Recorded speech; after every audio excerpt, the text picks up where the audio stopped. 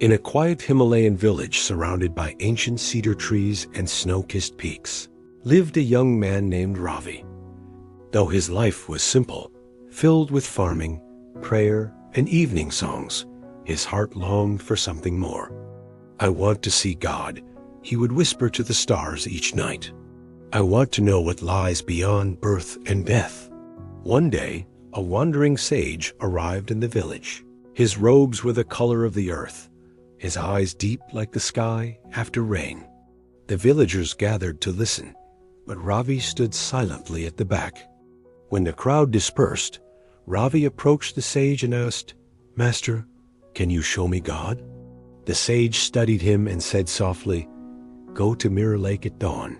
Sit by its edge and ask no questions. Just watch." Confused but compelled, Ravi obeyed. The next morning, as the first golden light touched the waters, he sat before the still lake.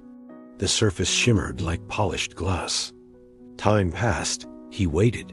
Suddenly, a gust of wind rippled the surface, and with it, his reflection wavered and returned.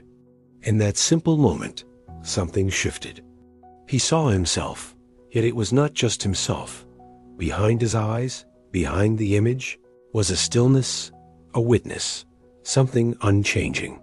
He returned to the sage and said, "I saw myself, but I also saw something deeper, like a flame that has no form. What is it?"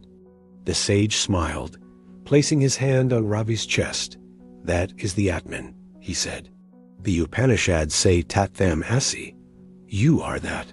You are not the body you see, nor the name others call you. You are the light behind your eyes, the stillness beneath your thoughts, the truth that was never born and can never die." Ravi fell silent. All his seeking, his wandering thoughts, his longing, it melted in that moment. The divine was not a distant figure in the clouds, but the very core of his being. The lake had only reflected what was always within.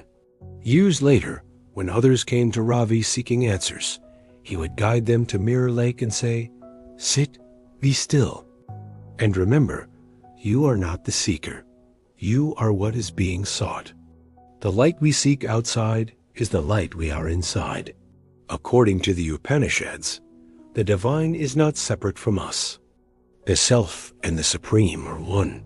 In silence, in awareness, we realize, Tat Tvam Asi, thou art that.